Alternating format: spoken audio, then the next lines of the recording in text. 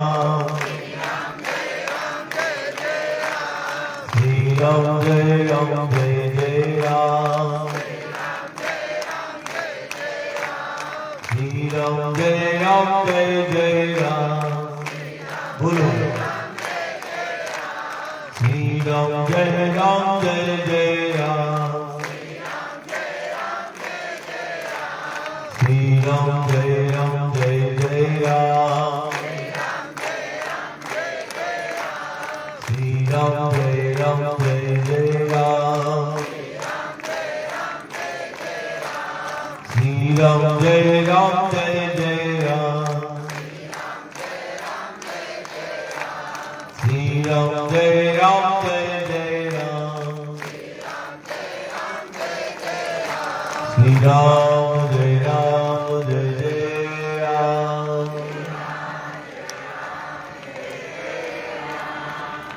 सीताराम की शरण में, पावन धाम की शरण में, आया सारे नाते तो, आया सारे नाते तो, श्री गुरुदेव की शरण में, सीताराम की बोलो।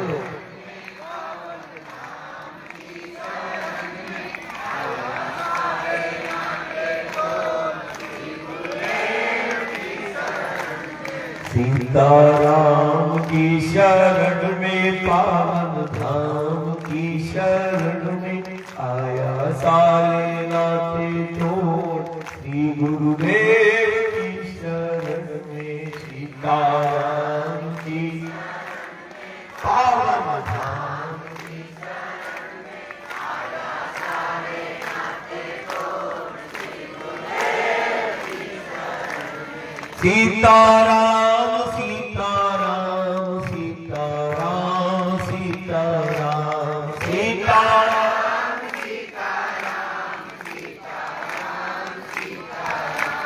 सीताराम सीताराम सीताराम सीताराम बोलो।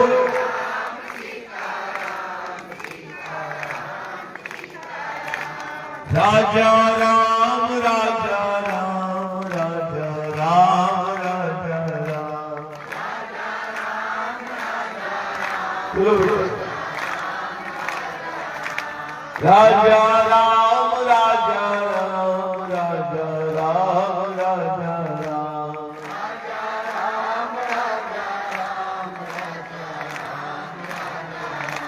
सीताराम सीताराम सीताराम सीताराम सीताराम सीताराम सीताराम सीताराम सीताराम की शरण में, पावन धाम की शरण में, आया सारे नाते तोड़, श्री गुरुदेव की शरण में, सीताराम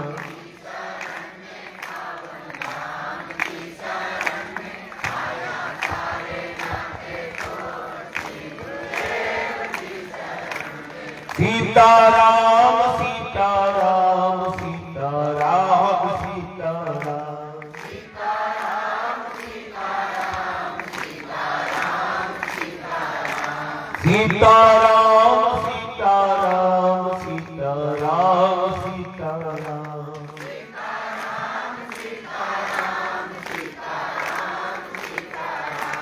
राजा राम राजा राम राजा राम राजा राम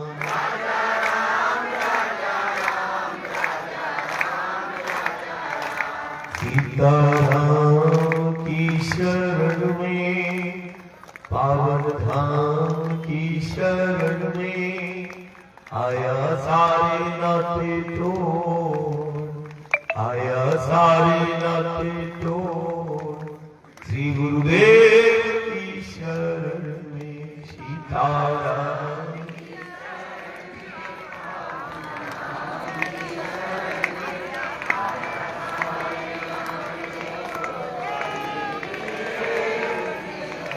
सीताराम सीताराम सीताराम सीताराम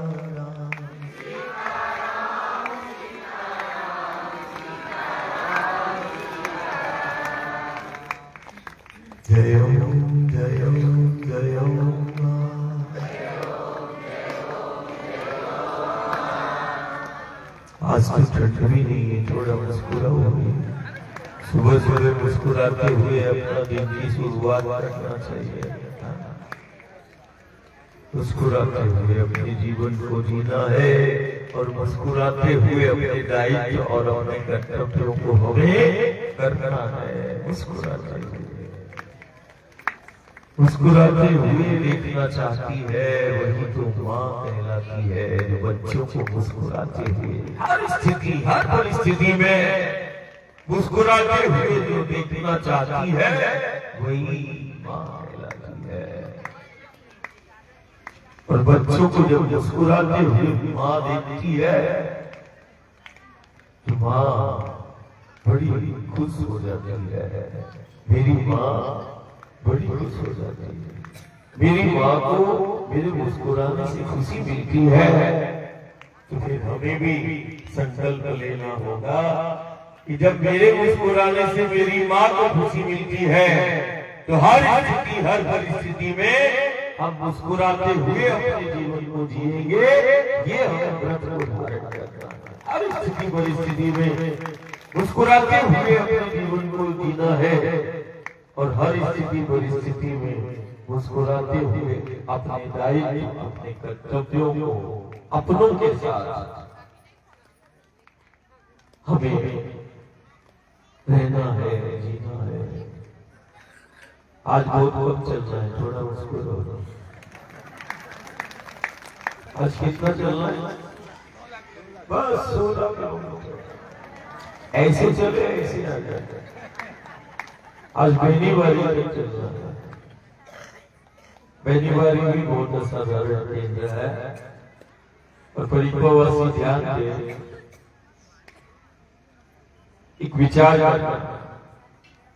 कभी भी हो 2 या 2 से अधिक, ध्यान देना 2 या 2 से अधिक, जब किसी भी चीज का मिलना होता है, जहां मिलन होता है वहां पर असीम दैवी ऊर्जा का वो केंद्र होता है। जहां मिलना होगा वहां सृजन शक्ति होगी, दैवी शक्ति वो प्रधान स्थान होगा। जहां मिलना होगा वही उत्पत्ति का वो केंद्र होगा। मिलना है, चाहे 2 पेड़ों का मिलना हो, चाहे 2 पहाड़ों का मिलना हो, तो चाहे नदियों का मिलना हो, चाहे आपस में अपना मिलना हो। मिलना जहां होगा वहां आनंद होगा, वहां असीम दैवी ऊर्जा होगी। जहां मिलना होगा वहां सृजन शक्ति का वो स्थान होगा। और इस भूमंडल में जो असाधारण शक्तियों का मिलन होता है हम उसके निकट ही हैं। परिक्रमावासी अब उस ओर हम धीरे धीरे आगे बढ़ रहे हैं जहां पर वो आदि शक्ति भगवती का प्राकट्य हुआ। मां नर्मदा का जिस स्थान पर प्रगटीकरण हुआ अमरकंटक की ओर हमने, मैकल पर्वत की ओर हमने, और अमरकंटक जिस स्थान को बोला गया वो 2 असाधारण शक्तियों का मिलना हुआ। एक विंध्याचल, दूसरा सतपुड़ा। ये दुनिया के लिए पर्वतमालाएं हैं, हमारे लिए 2 असाधारण हमें शक्तियां हमें प्राप्त हैं, विंध्याचल और सतपुड़ा। जहां विंध्याचल और सतपुड़ा मिलता है उस मिलन स्थान को हम अमरकंटक कहते हैं। जहां विंध्याचल और सतपुड़ा मिलता है उस संधि क्षेत्र को दुनिया ने क्या कहा? मैकल। दुनिया ने क्या कहा? अमरकंटक। जहां मिलता है उसको हम ऐसे समझे जैसे भरत का मिलाप होता है राजा से। संजीवनी बूटी के लिए जब प्रभु की आज्ञा से लक्ष्मण को जब शक्ति लगती है तो हनुमान जी महाराज जो है संजीवनी बूटी के लिए जाते हैं और संजीवनी लाते हुए जब अयोध्या नगर कि सीमा में वो आकाश मार्ग से जब जाते हैं, जो भरत को जब पता चलता है कि नहीं कोई विशाल काय अपने नगर के ऊपर से, बहुत भारी विशाल काय कोई जीव हमारे नगर के ऊपर से निकल रहा है और उसके हाथ में बहुत बड़ा पर्वत है, ऐसा ना हो वो पर्वत हमारे नगर में फेंक दे। तो ऐसा जब संदेश भरत जी को मिलता है, वो नगर की सुरक्षा और उस समय पर प्रभु राम की वो चरण पादुकाओं को रखकर राज्य का संचालन किया करते थे। तो जो भी घर परिवार की जवाबदारी जिसके पास है उसको चिंता होती है। संदेश जैसे मिलता कोई विशाल काय आ रहा है और हाथ में बहुत विशाल एक पर्वत लेके उड़ता हुआ हमारे नगर में आ रहा है, ऐसा ना हो कि वो पर्वत जो उसके हाथ में है वो गिर जाए। भरत जी बाहर आते हैं और देखते हैं कि हाँ एक विशाल काय हाथ में एक बहुत बड़ा पर्वत जो है लेकिन वो हमारी अयोध्या की ओर आ रहा है। तो उसको रोकने के लिए भरत जी बाण चलाते हैं और वो बाण जो है वो हनुमान जी महाराज दादा को लगता है और वो वहां रुक जाते हैं, परिचय हो जाता है। सारा वृतांत भरत जी को हनुमान जी दादा बताते हैं कि ऐसा ऐसा। और जैसे ही भरत को ये सब जानकारी जब वो देते हैं तो हृदय जो है वो आनंद से भर जाता है, करुणा से भर जाता है। और जैसे भरत जी और दादा का मिलना हुआ, देखो वो कितनी दिव्य घटना होगी जब दादा और भरत का मिलाप हुआ होगा। ऐसे ही हम विंध्याचल को दादा समझते हैं और है हिमालय को बालक कहते हैं और विंध्याचल को दादा कहते हैं। दुनिया का सबसे असाधारण और सबसे प्राचीन यदि ज्ञान विज्ञान की दृष्टि में भी देखें तो विंध्याचल पर्वतमाला सबसे प्राचीन है इस भूमंडल में। तो विंध्याचल वो दादा है और सतपुड़ा को हमको भरत समझ ले, जैसे भरत का त्याग है वैसे सतपुड़ा पर्वतमाला का त्याग है। तो जैसे दादा और भरत का मिलाप हुआ वैसे ही विंध्याचल और सतपुड़ा का मिलना हुआ। कहां पर? जिसको हम अमरकंटक बोलते हैं।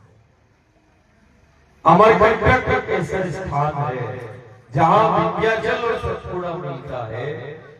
उस पर्वत पर जिसको मैकल बोलते हैं, अमरकंटक बोलते हैं, नर्मदा मैया का तो उद्गम स्थल है ही, लेकिन उससे पहले हमने सुना है कि इस भूमंडल में जब शिव की अवहेलना होती है, महादेव की अवहेलना होती है, तो सती अग्नि वेदी में वो समाहित हो जाती है और उसी अग्नि कुंड से वेदी से जब सती के जले हुए अंग को महादेव निकालते हैं और कंधे पर रखकर पूरा आकाश भ्रमण करते हैं, तो जहां जहां सती के अंग गिरा वहां वहां स्वयं महादेव ने शक्ति पीठ की स्थापना की। ऐसे 51 शक्ति पीठ बताए गए। इस समूचे भूमंडल में 51 शक्ति पीठ ऐसे। अब जहां जहां शक्ति पीठ बने मतलब वो शक्ति के अंगों का, सती के अंगों का वहां गिरना हुआ, उस भूमंडल पर स्पर्श हुआ। और जहां जहां अंग गिरे वहां वहां शक्ति पीठ बने। पूरे भूमंडल में जहां विंध्याचल और सतपुड़ा मिलता है, जिसको हम अमरकंटक कहते हैं, पूरे भूमंडल में एकमात्र स्थान है जहां सती के उस भगवती के 2 अंगों का गिरना हुआ, दायां और बायां नितंब। ये मैकल पर गिरा।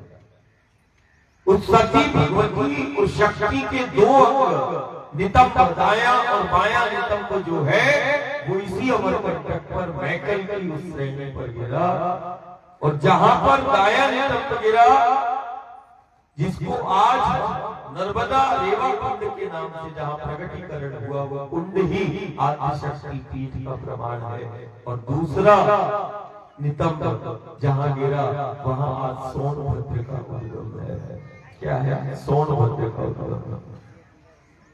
तो अमरकंटक मां नर्मदा का उद्गम स्थल ही नहीं, अमरकंटक आद्य शक्ति पीठ है। और एक शक्ति पीठ नहीं, अमरकंटक में दो शक्ति पीठ है। कारण वहां दाया और बाया नितंब गिरा। तो जहां अंग गिरा वहां से नर्मदा का मैया का आद्य शक्ति भगवती का प्रगटीकरण हुआ। तो एक रेवा कुंड और दूसरा सोनभद्र का उद्गम, वो शक्ति पीठ है। विचार करना, जब भी मिलना हो, जैसे घर परिवार में अपने जिसको तुम बहुत ज्यादा चाहते हो, यदि वो काफी समय के बाद जब मिलता है, तो मिलते तो दो लोग, लेकिन वातावरण पूरे घर परिवार का आनंदमय हो जाता है। ऐसे ही विंध्याचल और सतपुड़ा जहां मिलता है, वहां इतना असीम ऊर्जा का क्षेत्र, शक्ति का स्रोत, शक्ति का वो केंद्र है कि जैसे भूमंडल में ब्रजमंडल हमने सुना यमुना के तट पर 84 कोसों फैला हुआ है। यमुना के तट पर एक ब्रजमंडल भूमंडल में है जो 84 कोसों फैला हुआ है। ऐसे जहां विंध्याचल और सतपुड़ा मिलता है, ऐसे वो करीबन 51 कोस में, जैसे ही विंध्याचल सतपुड़ा मिला होगा उस समय लाखों करोड़ों वर्ष पहले, तो मिलने की जो सृजन शक्ति है वो 51 कोस में, मतलब 100-125 किलोमीटर का जो क्षेत्र है जिसमें हम आ चुके हैं परिक्रमावासी, वो असीम ऊर्जा का केंद्र बन गया। तो हम उसी 51 कोस में अभी हम हैं, और एक कोस में 2 से 2.5 किलोमीटर होता है।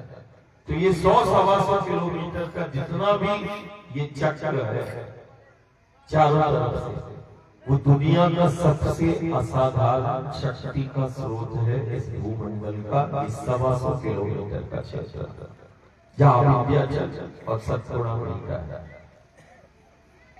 उस यदि हम बिंदु से अमरकंटक से 125 किलोमीटर का यदि चक्र बनाएंगे, तो पृथ्वी का सबसे असाधारण ऊर्जा का शक्ति का स्रोत ये 125 किलोमीटर है,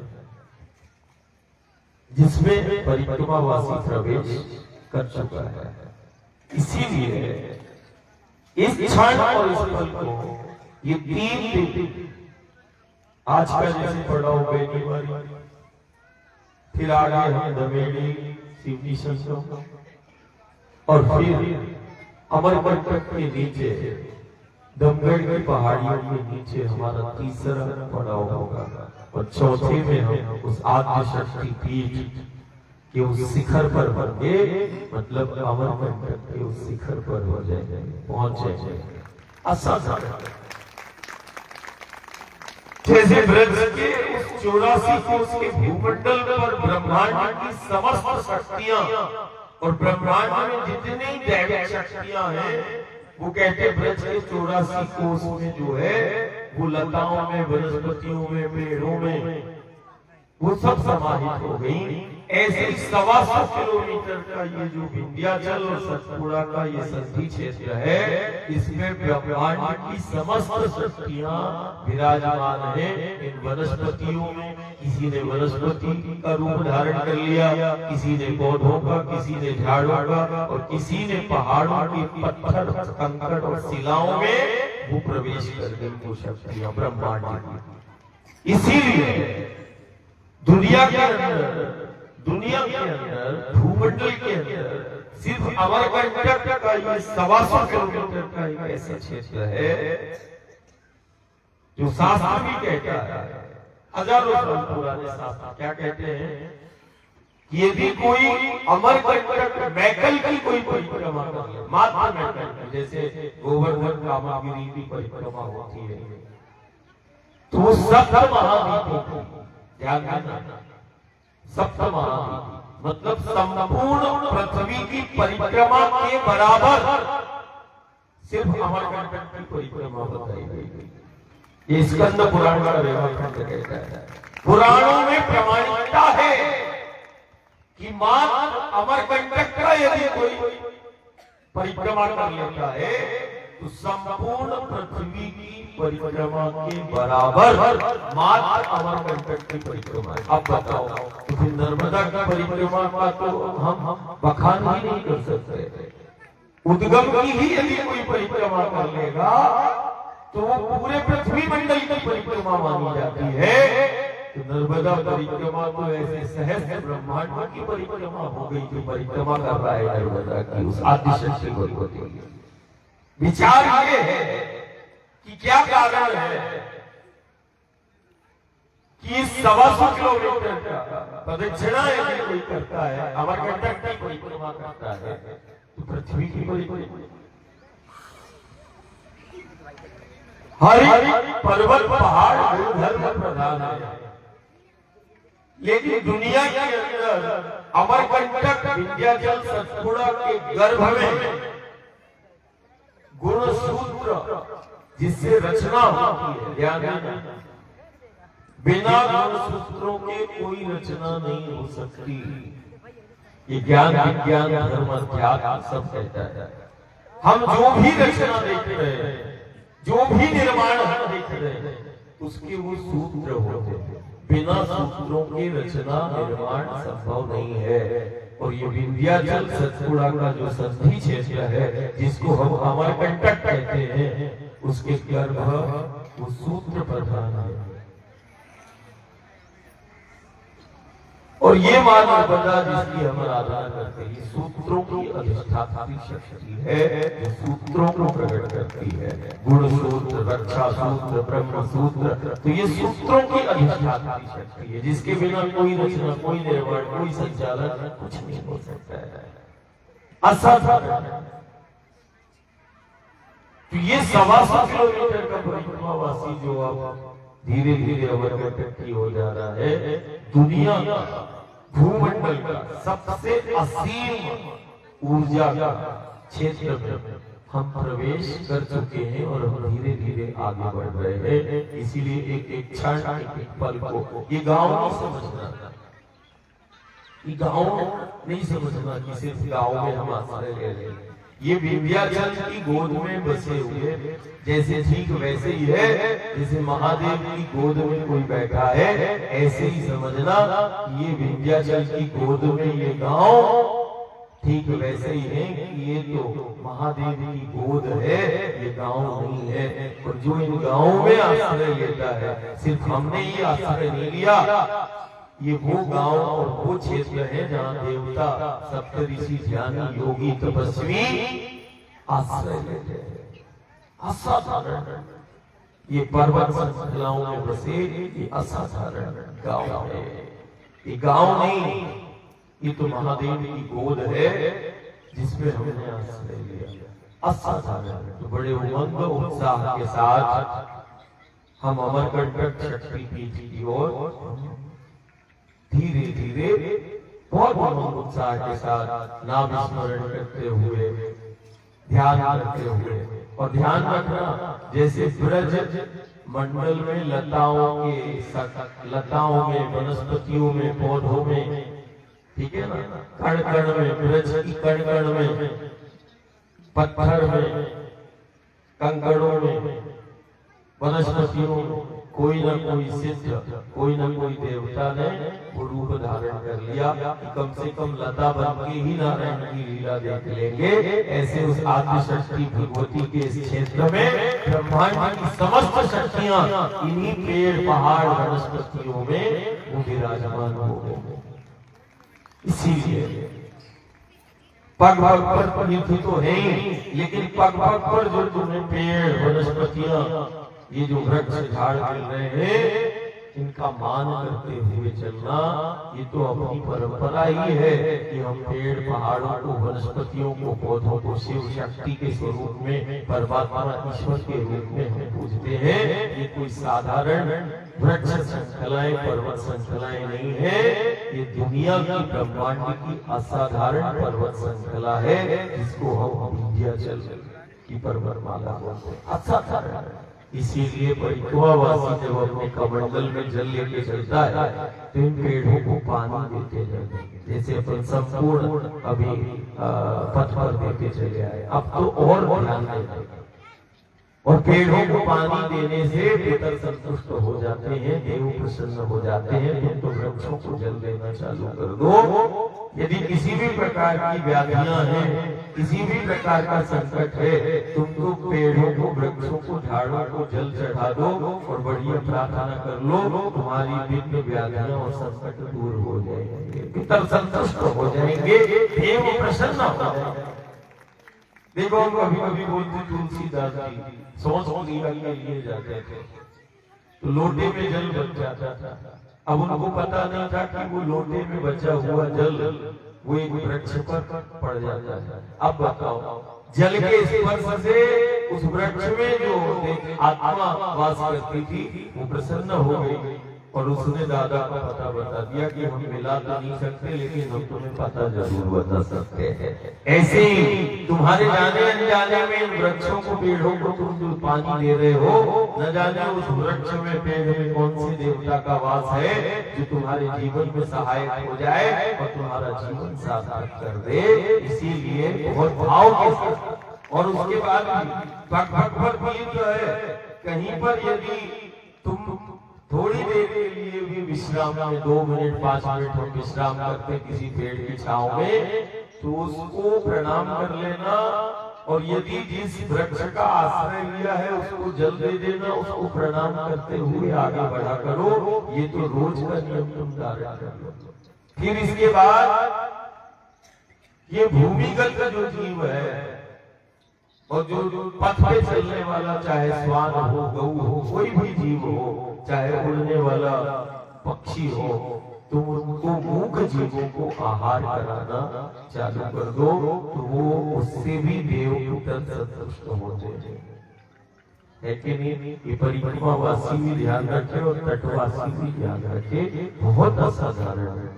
कोई प्रकार की बाधा आ जाए, गांव से मैं बोलता हूँ, कोई भी प्रकार की बाधा हो, ग्रह बाधा हो या काल का संक्रमण, एक चीज, 2-3 चीजें अपने को ध्यान रखना है।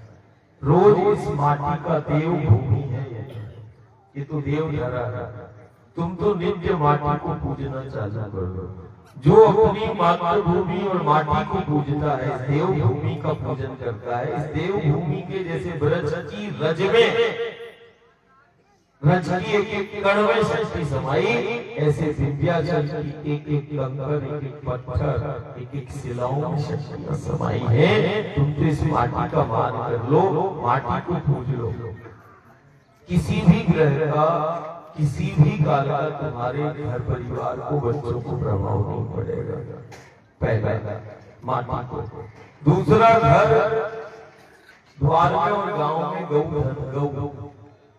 गौ को तुम अपने घर द्वार में रख लो, बहुत सारे संक्रमण व्याधियों से मुक्ति पालो।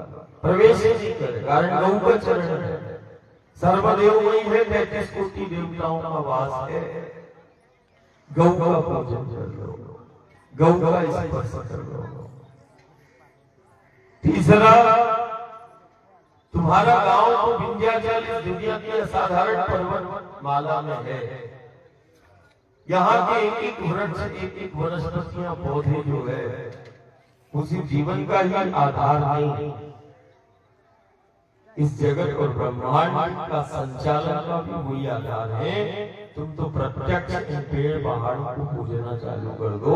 पूर्णिमा अमावस्या में तुम तो विंध्याचल का पूजन करना चालू कर दो कि हम माह में एक बार पूरा गांव विंध्याचल का सामूहिक रूप से पूजन करेगा। इस पहाड़ का जो दुनिया का सबसे असाधारण और सबसे शक्ति का स्रोत है, विंध्याचल। और जो इन पहाड़ों से देवी प्रकट हुई, हम उसको पूछते हैं, हम दुर्गा को पूछते हैं। अब दुर्गा किसको बोलते? गिरिजा। दुर्गा का दूसरा नाम क्या है? गिरिजा। मतलब गिरिजा का मतलब क्या है? पहाड़ों से उत्पन्न देवी। तो हम तो पहाड़ों को भी पूछते हैं, और पहाड़ों से जो प्रकट हुई देवी, हम तो उसको भी पूछते। और आज से नहीं, पीढ़ियां हम नर्मदा को पूजते आ रहे, कई पीढ़ियां हो। दुर्गा को पूजते हुए कई पीढ़ियां हो गई। दुर्गा पहाड़ों से उत्पन्न देवी, तो पहाड़ों को भी पूजा, और पहाड़ों से जो प्रकट हुई देवी नर्मदा और दुर्गा, हमने उसको भी पूजा। इसीलिए सामूहिक रूप से नर्मदा का और खासकर गिरिजा दुर्गा का पूजन सामूहिक रूप से तो बढ़िया। दुर्गा का मतलब क्या? गिरिजा, पहाड़ों से प्रकट देवी का, पहाड़ों से उत्पन्न हुई देवी शक्तियों को हमारी वंशावलियों ने, पीढ़ियों ने पूजा है, जो पहाड़ों से प्रकट हुई। और जो पहाड़ों में देवताओं का वास है वनों में, हमने उनको पूजा है, उन सिद्धों को पूजा है। तो सामूहिक रूप से जो है कम से कम महीने में पूर्णिमा अमावस्या 2 दिन सामूहिक रूप से गौ को रखो, वृक्ष को, पेड़ को, पहाड़ को, विंध्याचल को, जैसे गोवर्धन का अपन दीपावली में प्रतीक नुमा गोवर्धन का पूजन करते हैं, ऐसे ही पूर्णिमा अमावस्या इस विंध्याचल का तुम पूजन करना चालू करो, गौ का पूजन चालू करना करो, और बढ़िया नाम स्मरण के साथ तुम देखना कुछ समय के बाद व्याधियां, संक्रमण सब दूर हो जाएंगे। क्यों? कारण ये असाधारण शक्ति है। दुर्गा को पूजो, गिरिजा को पूजो, जो पहाड़ों से उत्पन्न देवी है, और जो पहाड़ों में जिन देवताओं का, सिद्धों का वास है, तो उनको पूजे। पीढ़ियां पूजे, कोई आज से थोड़ी चीज हो जाए, लेकिन सामूहिक पूजन। तो अब मैया का पूजन करते हैं। आज कम चलना है, थोड़ा मुस्कुराओ, इसीलिए थोड़ा सा सब बात कर लिया। धीरे धीरे, कोई जल्दी नहीं करना, बहुत असाधारण शक्तिपीठ है, शक्तिपीठ की ओर चल रहे, बहुत आराम से, धीरे धीरे धीरे मैया का पूजन करते हैं और आगे की ओर चलते हैं।